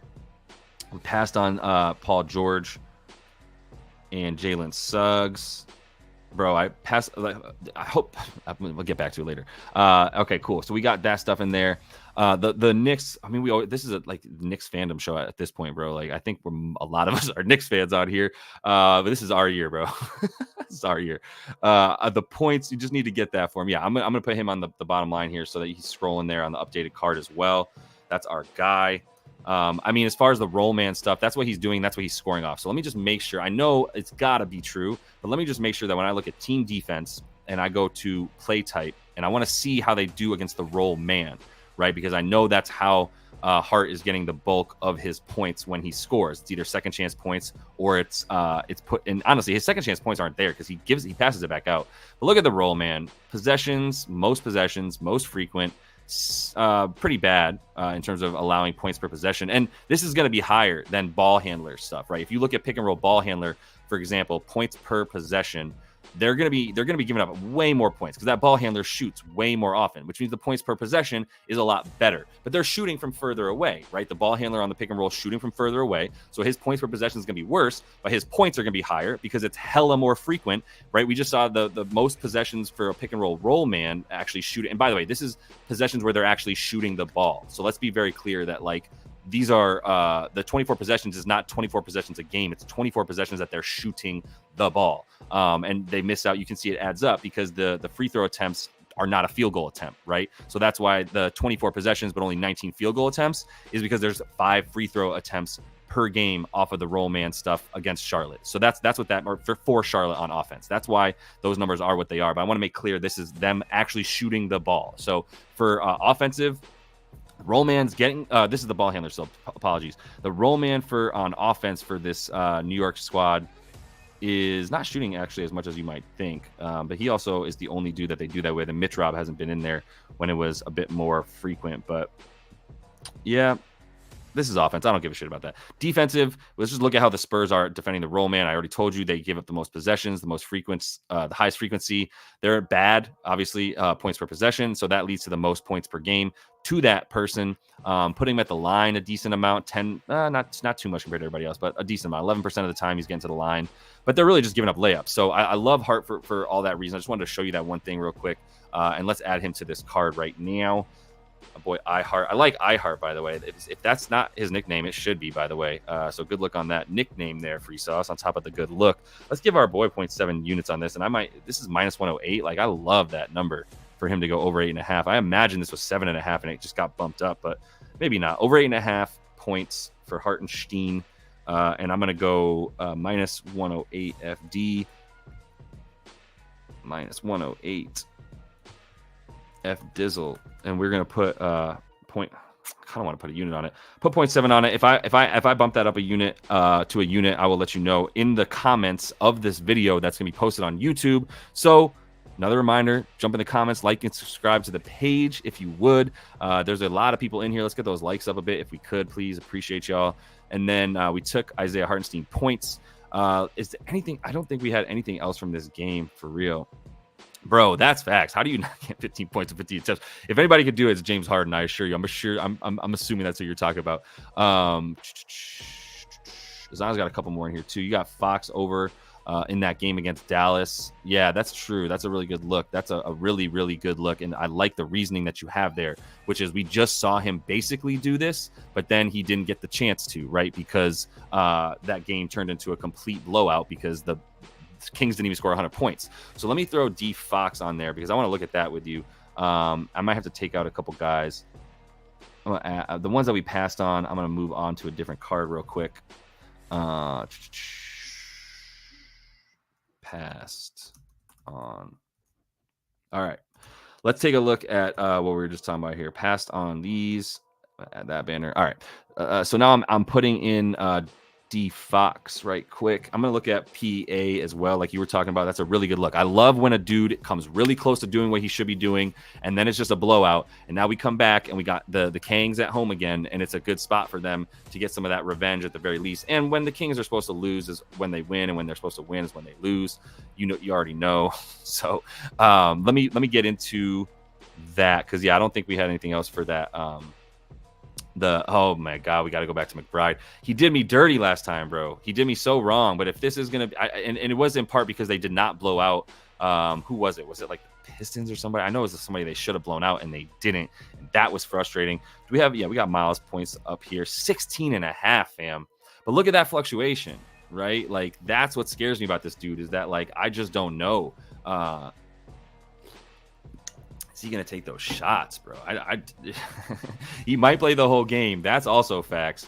Let's see the field goal attempts. I mean, bro played the whole game over here. Yo, arrest Tom Thibodeau. That's the other shirt that we're about to put up. It's going to be Fade Kelly O and arrest Tom Thibodeau for his crimes against basketball and the way he destroys people's careers, right? Like everybody who is a Knicks fan is going to be like, look, if you play Jalen Brunson for 40 minutes every game again, I'm going to have I'm going to lose my shit. Let's see real quick. They do need him. The field goal attempts for him are high the last couple games. And so this is where he's got his points, 13, 16, 17. Is he going to take those shots versus San Antonio? San Antonio is probably not good versus point guards. Yep, they give up the most points per game in the last 7. They are, we don't call him a point guard, do we? We call him an off guard. We got to call him a shooting guard. That's the problem. This might be a little bit more tailor-made for JB to go off. They're still giving up a ton of points to him. Let's look at his shooting profile real quick. Let's look at Miles. Let's look at Deuce and see what he is in Courtside Pal. If y'all are new right now, got a bunch more people on the stream, definitely want to see Courtside Pal. Description in the video. That's everybody's favorite site for player type versus team defense, as opposed to just player position versus team defense. Because like, what's Miles on props.cash? Point guard. Do you really think he's the point guard when Jalen Brunson's on the floor? Do we really think that? Right? He's the off guard. So looking at him in here, we'll talk about points against this team. San Antonio's a little bit better against those guards, but I'm telling you, on the off guards, they're a little bit better than on the other places that they might guard him. So if he does take all those shots, how many shots did JB take last game where they had Miles in there? Look at the minutes, right? Like they kind of, bless you, Tom Thibodeau, for not playing Jalen Brunson heading into the playoffs more than this. This is like him basically sitting Brunson compared to how much he tries to play his best player. We look at the field goal attempts, but to stay high. And that's the problem, is he plays the same position as JB. We need JB to not be in there. So in those games that he's recently gone over for Miles, we talk about Miles' field goal attempts, 17, 16, 12. Once again, kind of, compared to JB, it's a little bit scary because you have to rely on JB to get fewer minutes. You got to rely on Miles to get the same amount of minutes, which you can rely on Miles at this point. It does seem like that's going to be the case, but okay, I see you on that one. I even like the first quarter for him to get 4 points. Are you talking about them to cover, or for him to get 4 points? Either way, yeah. If you like JB and Dante, though, you got to limit what you're talking about with Miles McBride. Like the total in this game is what, like 212, 214. If you think everybody's getting over, just do the math real quick, right? Let's say JB gets 29, Miles gets 17. Now we're at 46 already. And now we talk about DDV getting 20. So now we're at 66 points, meaning the Knicks are expected to get, if we just do some quick math here, like, what is it? 109 to 100. What's 112 to 103? So 112 to 103 would be right about what? So they're probably about 112 and a half, right, for the Knicks team total. So that leaves another 60 points.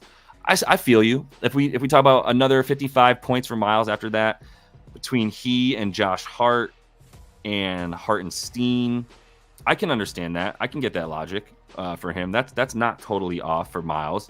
It's just about, so let's see, the shots once more. What do we project him to take in terms of shots? So let's make our own number for him right quick. If we expect him to take, in these last 5, he's at basically, the mean right here is about 12 shots.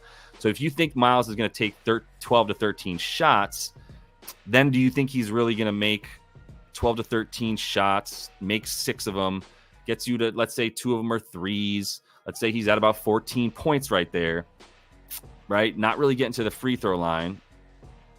Little Deuce is not really getting to the free throw line here. Like 2 would be the ceiling for his free throws that I would expect. So that gets you right to about 16. Like I don't have a big enough gap there in my projections for Miles to go, yeah, that's a really good bet for me on Miles. So I'm passing on Deuce right there. But if you ever talk about a Nick, I'm probably going to bring up, I'm going to just dive into it if you talk about one of my Knickerbockers right there. So let's see real quick. Yeah. I'm with you on that. And Alec, that's another good look. Has he been getting a little bit more usage because other people have not been in?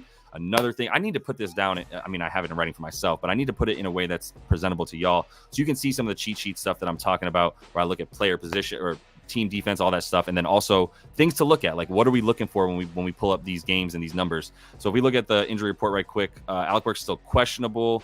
Yeah, it's if he comes back, especially, there's another little dip in his usage. So I'm out on Miles for tonight. But let's get into a couple other things right quick. I think I have a couple more people on here that I need to be looking at that we did not yet pass on, but we got pass on him. Do we want to look at that Chicago game at all? I don't know. Do we? Let me, because I got a couple bets up. Let me bring up those bets real quick for y'all that don't have them. They're scrolling on the bottom. I'll just run through them real quick. We added Denny Avdija to the card, over 8.5 rebounds. I think that's a good ladder to 10 plus for Avdija as well. TJD over 8.5 boards and also 10 plus boards. We split the unit on that. And then Isaiah Hartenstein, rather, not the other Hart, over 8.5 points as well. So those are a couple added bets. And then if you look at the early card, there was some stuff I put in there as well. Did take Josh Giddey to go over 14.5 points because of the fact that without SGA, his shots go up the highest in terms of the biggest. He's taking up the most shots without SGA compared to his normal amount. Over 5.5 assists for J-Dub. If you get that at plus money at 6.5, I still support you, or close to even money. Phoenix, I took -2.5 with the line. Orlando, I hit with a half a unit on the money line against the Clips. The Lakers, I think, are going to cover plus 2.5 as well. So let's just look at a couple of Lakers props so that we are not missing anything there. But for the Lake Show, I got to be honest with y'all. I lean to the under for LeBron's points. Not that he's not going to be doing other stuff, but this is not a number that he's been trying to hit he has hit very often. He's gotten 26 twice, 25 in there. So it's like he could kind of get pushed over. In fact, he's got 26 the last 2 times he played this team, which has both been this season or just once this season. I guess he didn't miss the what? He played this team multiple times this season because they played in the play-in tournament as well. But I guess they don't have that in here. So they don't have the play-in stuff in here. Oh, because the finals wasn't a game that actually counts towards the season. So the stats that he put up against Indiana didn't count for the season last time. All right, I'm getting ahead of myself here because we got to dip in a minute. I mean, these games are starting, but whatever. Like, honestly, like I'm not about to turn on this Hornets and Dubs game right away, to be honest with you. So let me finish it up here. I didn't have anything else I looked at. So since I don't have any leans, the only thing I was considering is like maybe Miles Turner keep shooting them threes to try to pull AD away from the basket. But for him to make 2 is -130. F out of here with that. And I mean, I doubt that these numbers are live if FanDuel is so off like that. Like, that's too much, bro. Like the idea that he's gonna make. So look at the 3-point attempts even against this Lakers squad. It's 4 for 6, 2 for 4. Nah. Right? Like, I do not expect this man to go 75% or 50%. Oh no, really? No way. Thank you for putting that in caps, bro. I was missing it. Clay is out in that game, huh? What do we do with that? Free Sauce making a case for his over 26.5 for Steph. Tell me I'm wrong, bro. Tell me I'm wrong. They're like, yo, Steph's over here. Let's see for Wardell with or without Clay. I don't think it really matters, real talk. So I don't know what I do with that. Let me know what y'all think about what you do with the fact that Clay is out and where you might go with that, because I'm not positive myself. But let me know what you think. I'm still on TJD in that game, and rebound strictly because I don't think points are going to be easy to come by. We need to give Brandon Miller a quick shout out. I don't want to bet on him because this Hornets team is not somebody I want to bet on, but Brandon Miller is hooping and he is way underrated. I hope he's able to get off of that team before too long. Let me I'm done with that game. I'm done with that one. I did say I was gonna look at Chicago. One thing I was looking at was Chicago, and let me refresh this props.cash in case it doesn't update as much. That's facts, by the way. Tibbs ruining D Rose, who is now done with the season. Yeah, pod points. Okay, so now we're on to something. Maybe some Wiggins stuff. If he gets hell usage, that would make sense.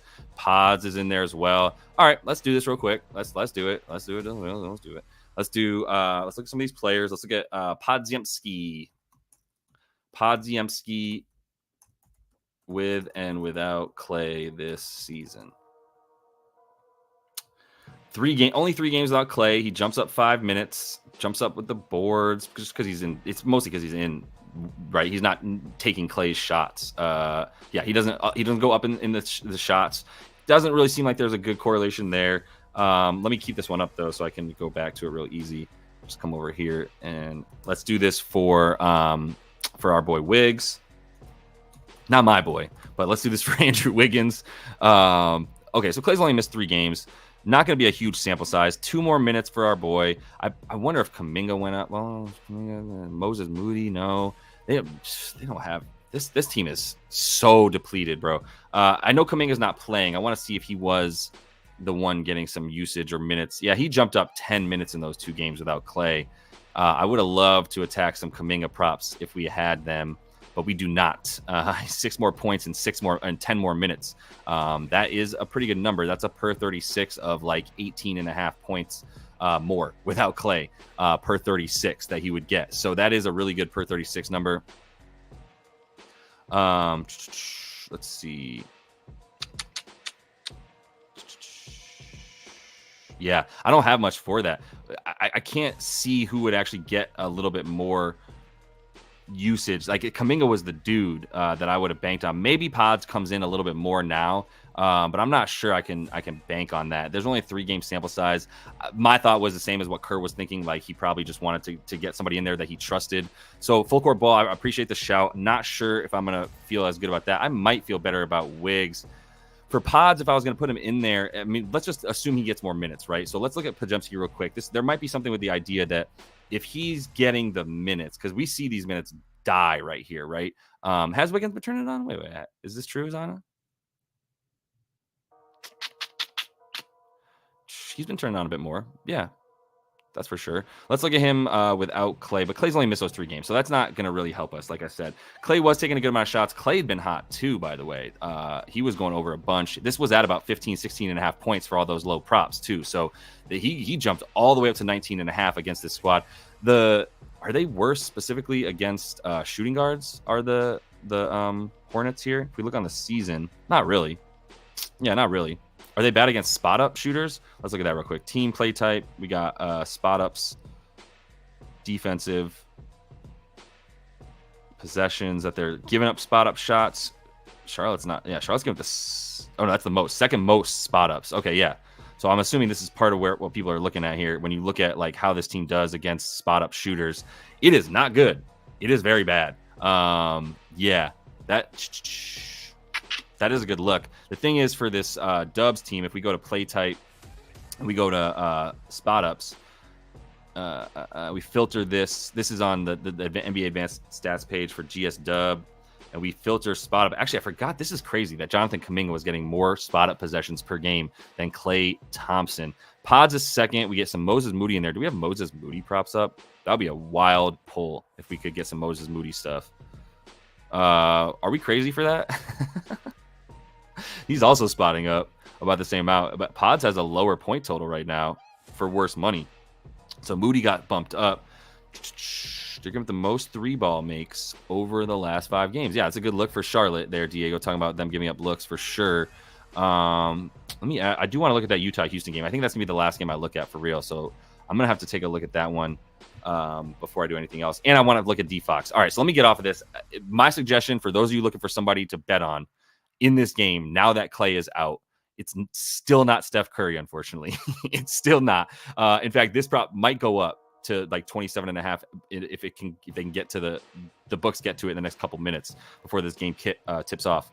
But it would be Paz and Moody, I guess Wiggs, but he's gonna have to take the field goal attempts. He's at 35 in the last game. Field goal attempts, yeah, the attempts probably go to Wiggins a bit more, but it would have been Kuminga that I'd be betting on in this case. So I would say that that Wiggs is a good look, and maybe Pods as well for the minutes increase. I can't trust it enough to ride with it.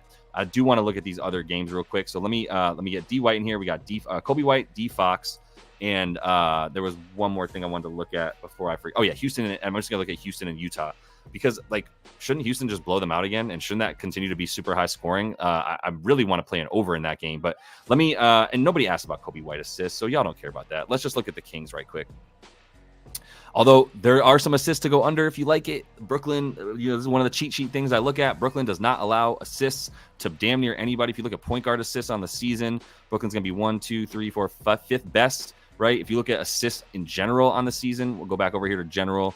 We'll go to opponent stats under NBA Advanced Stats. We look at opponent assists on the season. They give up the 6th fewest overall. They don't give up dimes, right? So there's something to be said for all these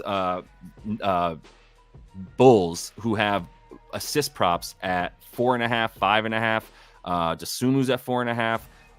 DeMar is, and so is Caruso, and so is somebody's going under. And 2 of these dudes are going under. That's for damn sure. If you look at potential assists for this team over the last, and let's go to tracking over here for players and look at passing.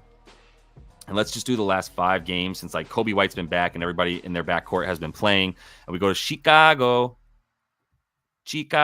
and we look at potential assists. DeMar's got the most. Like, how are you going to tell me these dudes are getting with potential assists at 7 and 8, and they're expected to get 5 assists in this game? Somebody's going under. Okay, this is too high. I just don't want to have to guess which one it is. That's the damn problem, right? Like, which one is it, and why would it be that person? If we look at passes made and received, I look at that because if you are the point guard, you're standing at the top of the key. Passes made and received are going to be higher than everybody because you are getting the ball back in your possession. If you pass it to the wing and there's nothing there, the action resets by the wing passing it back to the point guard. So passes received indicates this dude's standing up top, playing at the top of the point of attack. That would be Io and DDR over here. DeMar, this soft-ass dude, Nicola, also standing at the top of the key. But he also gets those passes in the post. Bro. Tough. One of them is going under, at least, maybe 2 of them. So I gotta consider that for them. I just don't know which one it is. I would consider that though, and it might just very well be Kobe, who has the fewest potentials. Whoops, I did not mean to get out of that. Who has the fewest potentials over the last 5 for this squad? Io, Kobe White. Yeah, I think I'm right with Kobe White. I'm gonna be honest with you. I think he's the shooting guard. He's not the point guard, and I gotta take the under. I just gotta listen to myself. Believe in yourself. All right, can I get minus 106 on FanDuel? I'll put that down for right now, but I like that it's close to even money. I'm adding Kobe White, bro. I am. And then I'm going to look at D Fox. I think that was a great look by Azania there. Kobe White under 4.5 assists, putting half a unit on that. He's the dude getting the fewest. Watch him come out with 3 assists in the first quarter and throw something into my television. Under 4.5 assists is minus 108 on F Dizzle. We go with 0.5 unis on that. All right. Gonna put that back up, and then let's get into that DFox stuff real quick, and then Houston and Utah, and we can dip. Derek Fox, where you at, De'Aaron Fox, in this Dallas game? We expect Luka to play. Does anybody have an update on Luka playing? I gotta believe he's playing. Karis LeVert's ruled out. I'm glad I didn't spend time looking at that. Sorry about that, but that was an interesting look, and it didn't come up. Don't have anything, though. Look at this. Oh, we got Chris Paul in the starting lineup. That would be something. Tell me his assists are 7.5. 5.5 for Christopher. Is he going to get a few more minutes? Let me see here. We're going. I don't think he's going to have very much stuff without Clay. Do they even have Clay on here? Without Clay Thompson, without Jonathan Kuminga, I don't even know if he's gonna have one game like that. Yeah, but at the very beginning of the season, he had a game like that. So it doesn't really matter. But he is real nice with TJD. I mean, I think he's probably a good play for his dimes if his points are really low too. What are the potential assists at for him recently? I mean, he has games where when he gets some minutes. Did he play much against New Orleans? He played a good amount. Got 15 potential assists in that one. Still only had 5 dimes though. I'll stay away from it. I'm getting sidetracked. Let me get away from it. But Chris Paul starting I don't know if that means he's going to get more minutes. I'm gonna be honest with you. So I can't look into that too closely. D Fox though, 5.5 assists in how many minutes against this team? He had 3. He had 3 against Dallas last game in 32 minutes. That's definitely below where he's playing. We can definitely expect him to play 35 if this is a close game. Let me put this at 32 minutes as the minimum here so we can see how he looks in those games where he gets the minutes that we expect him to get. And you see if he plays 32, he plays 35. So in those games, not great for D Fox on the assists. Let's look at the points. 18 in 31 minutes. It's not a bad look. He does seem to like this playing against his squad, which he just did not get the point. It was a blowout last game, so we didn't get anything for it.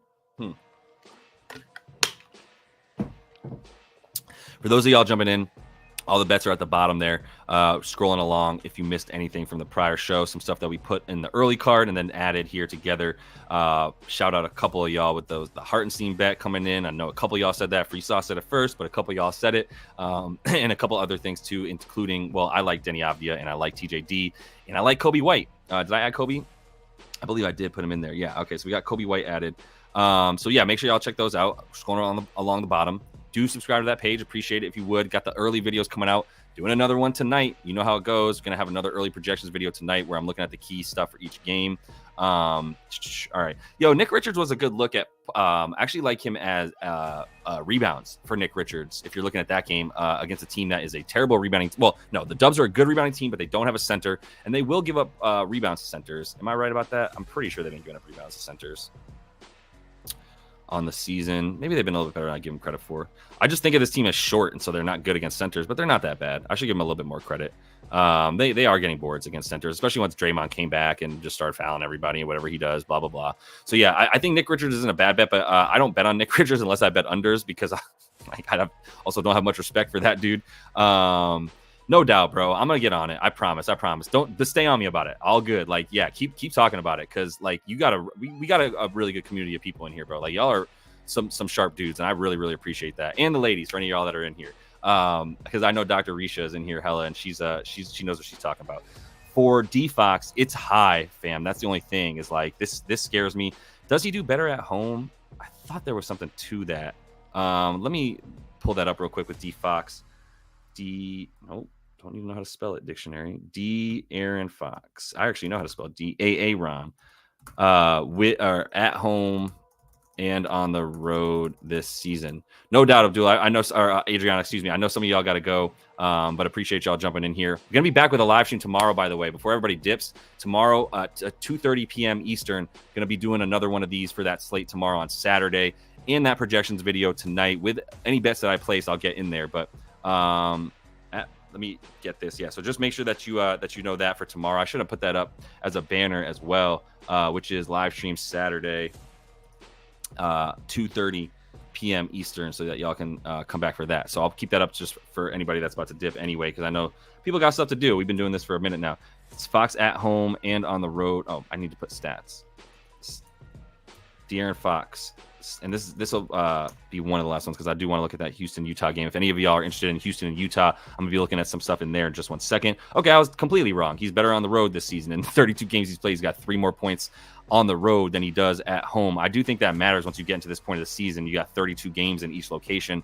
I think you can bank on that being something that's kind of accurate, right? So I do think that's a little bit – if he was on the road, I might feel a little bit better about it. And I'm not wrong that he's on the road because I've been – messing up where teams are playing like a dumbass. Yeah, the Mavs are at the Kangs here. So I do like him better on the road. Like I said, if you want the assists in there, are his potentials even that high? They've just been down, fam. Well, this is against Dallas as well. But they have been down over the last 5 here, right? 0 for 5 in his last 5, getting 6 assists. That's why we now get that plus money, though. Let's look at the assists, how he would do point guards versus Dallas. How good is Luka at defending people? Not good, right? But in terms of where they're giving up assists, yeah, middle of the pack in terms of allowing assists, right? A little bit worse than middle of the pack, giving up maybe like the 14th most to the other team. Let's look at Fox in here real quick. De'Aaron. And look at his assists versus this squad as a playmaker. Yeah, 12th most. If we look at his points and where he shoots from, 12th, scoring 5th most. Like, he should do. I mean, he's done well against this team for good reason. Is he doing more dribble handoff real quick? I just got to look at one thing. If I'm going to go to players and I'm going to go to play tight, right? Because I know what this. First of all, I know what this Kings team is doing. They are running the most dribble handoff of anybody, right? So if we look at handoff stuff. Obviously, they run 5 more possessions per game than the next closest team even. Well, I'm sorry, 4.5 more than the next closest team that's running this handoff play. And it's mostly Kevin Huerter running that for them. But what is D Fox doing? Let me look at players for this squad real quick and see play tight and go to is he running that pick and roll with Domas that much? I don't think they run it that much. Let me look at sack player. I mean, okay, that's a good amount. Yeah, he's running 8 pick and rolls a game, or at least taking shots off of it, right? Taking 8 shots a game off of the pick and roll. Pretty good. 7.5 points off of that. How's Dallas against the pick and roll? Let's go to play type. Look at PNR ball handler and go to defensive. And pull this up. Where's Dallas at? Dallas, not very many possessions a game. What's the frequency since they play so slowly? Still not that much. Points per possession, are they bad at it? Not really. Not too bad at it. They run it the whole game, so they should know how to defend it. They're middle of the pack in all of it, man. That's really what it comes down to. There's not much of an edge there. But look, I see that. I feel that entirely. What about in transition? Because if D-Fox gets out in transition, he's the fastest player in the league, I would still say. Remember when it was like between he and John Wall for who was the fastest player in the league? If you look at Dallas against the transition, yeah, they're down here. It's not happening that many possessions for them a game. The frequency that it's happening against them is middle of the pack as well, just outside the 10th most. And then in terms of efficiency, it's stopping it. They're a little bit worse at that. So they're giving up a decent amount of points. If he wants to get into transition, he can get some points that way. I'm going to pass on D-Fox at 25.5. I don't know if I necessarily trust this, to be honest with you. So I'm not going to necessarily bet on him there. So I'm off of that. I think it's a good look, Azania. Like I still understand why you would play that, but I'm kind of off it. I don't think there's enough of an edge with how Dallas is playing that like this is his turnaround game. If anything, you want to take plus money for the assist at 5.5. If you're getting plus 120 on that, I feel that. I do think that makes sense because you get that good juice on it, but that's kind of where I'm at with it. So last thing I'm gonna look at real quick before I dip. Appreciate y'all for real for sticking around. I know we've had a lot of people in here for a while, but definitely want to make sure you subscribe to that page or at least like the video if you would, if you're coming in here to get anything out of it. Don't be a lurker, you know what I mean? Where you just come in and lurk and then dip. But yeah, I would think Fox, given how much smaller he is compared to Wall. Wall was 60. Yeah, it's true. It is, but yeah, who was faster? That's a good question. John Wall was lightning, bro. He was one of the most fun dudes to watch, even if he couldn't get out of the first round of the playoffs. He and Brad Beal. If we look at Houston, we got to start with Jalen the Truth Green. Good for Jalen Green, bro, because he came out. That's Jeff Green. My apologies. Also, shout out Uncle Jeff. Love Uncle Jeff. That man has been around, bro. Do you remember when you bet on Jeff Green when he was at Georgetown in that tournament that Georgetown went to the Final Four? Like that's how I remember Jeff Green is 20 years ago playing in college. Jalen's already at 28.5. We've been taking Jalen. We know that because Jalen's just been the dude going off for them. This number has gone out of control, right? This was at like 22.5, like 10 games ago, fam. That's crazy. So yeah, the stuff with Jalen has gotten a little bit reckless for me to just go over it. It's a fair line is what it is. Like he could get 29, could get 26. I got him at 26 to 29 points. You look at the minutes for him, 46 minutes. Wow, 46. That was the overtime game. So 40 minutes, bro, has been getting minutes, bro. That's crazy. No doubt. Appreciate you, James. Definitely will do. I'm with that. Yeah, we're gonna keep coming back, and I keep getting hella smart people in here, so we're gonna keep coming back. Threes coming in from free sauce at 3.5. His points are too high at this point. The rebounds are something to consider. Let's look at his threes right quick. Jalen, 7 of them. Our boy's been going crazy.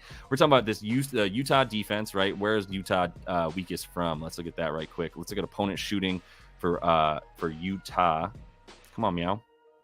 Let's look at buy zone for Utah. Let's do the last 10 games. This team has really given up on the season, and I want to see where they're at in their last 10. Let's see about above the break. Okay. Yup, that makes sense. I see what you're seeing, bro. I see what you're seeing. Golly. All right, let's look at shooting so I can just prove to you what I already know, which is that Jalen Green be taking shots from up top for sure. Let's look at him in the last 10 games. I got to get some more free music. Yo, if anybody knows anybody who's like wants to get some of their music, like a little bit of pub, and you could tell them that we're getting anywhere from 1,000 to 2,000 people over the course of this stream to come in here. Maybe they want to throw some unlicensed music my way if they have some good beats, and we can, people helping people, that kind of thing. Like I'll put your music up in front of other people, and then I'll be able to use license-free music and not get dinged afterward and be like, yo, you can't make any money off this video because you're using somebody else's music, which is fair. And it's not that I can't, because I'm only using, like, I pay for a subscription, but it's nice to not have to share the revenue with people, basically. All right, let me get into the stuff I was saying for shooting from Jay Green. I'm just happy that Jay Green came out and said, like, yo, I don't want to be a good stats bad team player. Like, I respect the hell out of that. He's like, I'm trying to win games. I'm not trying to, like, put up 30 points and not win games. So much respect to him. Let's actually do the last 7 games. How many did Şengün's been out for like 7 games now?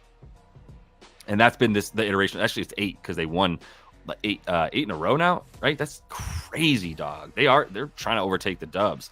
9.5 in these last 8 games without Şengün, right? 9.5 threes from above the break against a team that is worst at defending it. Do we get any juice for that, Sauce? Do we get any? Damn, it's all the way down to minus 150, bro. I bet you got a better number than us.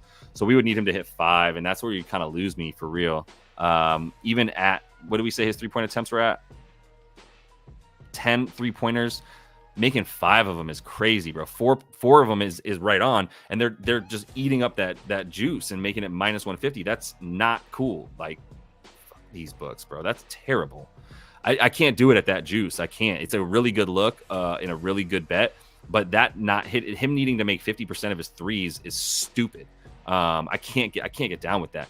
If you take him to hit 4 and you get decent money on it, free sauce, like, I feel it for real. I'm not trashing that at all. That makes total sense. But I can't get there. Let me see what Mike said. I always appreciate seeing you in here, Mike. I hate assist props, but don't sleep on Kyrie averaging 6.9. Nice. While the Kings are allowing the 21st worst. Yeah, they're allowing the base like 9th most assists. Meanwhile, his over-under is 4.5. Love the Ramadan angle. Empty stomach in the first quarter. Interesting. So he's eating at the end of the first quarter while he's diming up. Let's see real quick. The only other thing I would look at in this game before I dipped was, like, what are Fred's assists at? Because Utah gives up assists. But you all already know I don't trust Fred anymore. Like, look at how down these potential assists have been. And now it's at 8.5 because we're talking about the team that gives up the most assists to point guards on the season, which is Utah right here. And they have they been good down low? This is what I'm looking at with the Rockets, just so if anybody wants overall insight for the Rockets. What are Fred VanVleet's assists at? What is Jalen Green's points or threes or rebounds at? Because Jalen Green's been getting rebounds.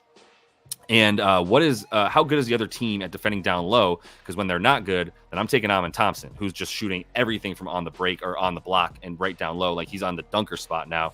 9 rebounds on his recent chances numbers is really high. So I don't feel as good about that. I think this is a higher scoring game. I think the over is a play that I make in this one. Still at 229.5, only gone up 3 points. These teams scored 241 last time they played.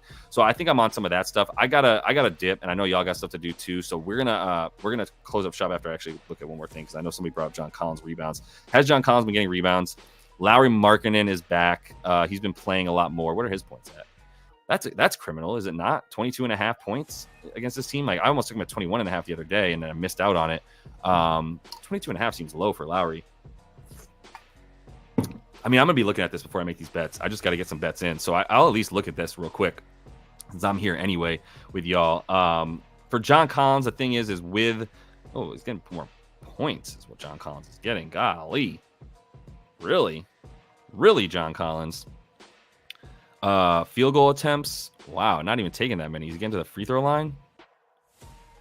He's hit a lot of his threes. Look at that 3-point percentage. That is not sustainable for John Collins. So that might be a part of it. Free throw attempts. Yeah, he's been getting a decent amount, but I mean, 5 is probably what you would expect from him to get in this game. And if he's making 3 to 4 of them, gets you 3 to 4 points. Get the 3-pointers in. Let's get that out of here. Even if he is attempting, let's do this stuff with Lauri. I need to see him with Lauri Markkanen in, because that matters more than anything. So now that we know Lauri's in, and we look at this one with Lauri, he's still scoring hella. The rebounds seem to go down a bit, although these ones before the break they were fine. These are good rebounding teams he's been playing. I should be fair to him. Miami, Minnesota, Dallas, Utah, San Antonio. Utah's a joke. No doubt, bro. Appreciate you guys for sure. All right, yeah. We should call it. We looked at a lot of shit. My brain already feels like oatmeal right now. I would consider Lauri Markkanen over. I would consider John Collins points at this point, just on a quick look. If he's going to be taking, the shots are not quite there. Be careful betting his points. He went 9 shots against them last time, and that was good for 25 points. The hell? What was he doing? What did he get? Threes? No.